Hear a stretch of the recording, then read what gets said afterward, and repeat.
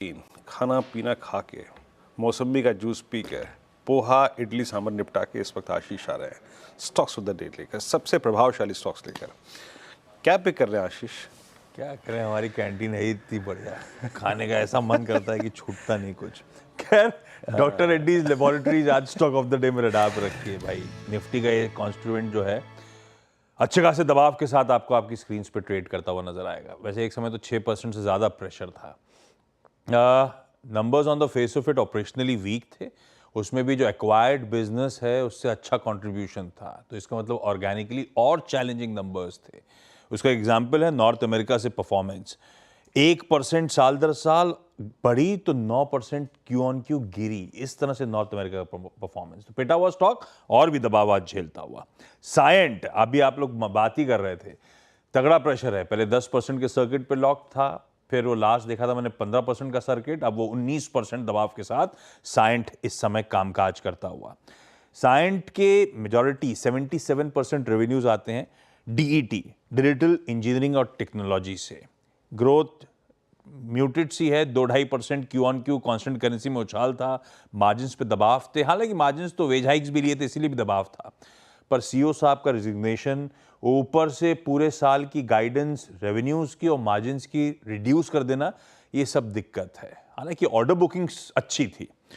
दो small finance bank के numbers पे हम रिएक्ट करने जा रहे थे।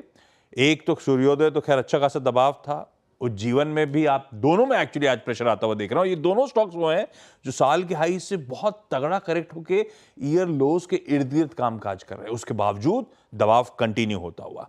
इंटरग्लोब एविएशन, ये स्टॉक अच्छा कर रहा है क्योंकि इसका फिर से और फर्दर इसने मार्केट शेयर कंसोलिडेट करा है।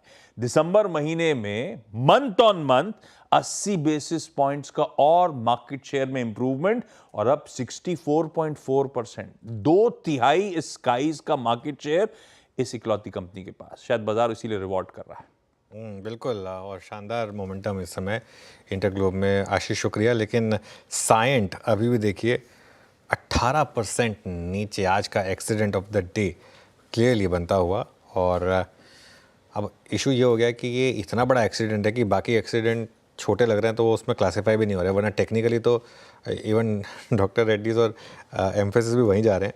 लेकिन ये क्लियरली आज का बड़ा एक्सीडेंट ऑफ द डे है वीरू। सायंट 18% नीचे। और आई थिंक ये जब मार्केट में इस तरीके के मूव्स आने शुरू होते हैं ना, 18-20% नेगेटिव वाले, तो वो आपको बताता है कि स्टॉक्स में क्यों अर्निंग से पहले किसी भी तरीके की ट्रेड लेना डेंजरस हो सकता है। अगर आप थोड़ा सा, और वो भी स्पेशली अनहेज्ड, अगर आप इसमें लॉन्ग करके चले गए ओवरनाइट और हेज नहीं किया, तो देखिए किस तरीके का फिर मुँह आता है, क्योंकि फिर एग्जिट ही नहीं देता आपको। कहने को आप जाके 18% पे एग्जिट मिली होगी, 10 और 15 पे तो एग्जिट मिली ही नहीं होगी किसी को, अगर कोई फंस गया होगा तो।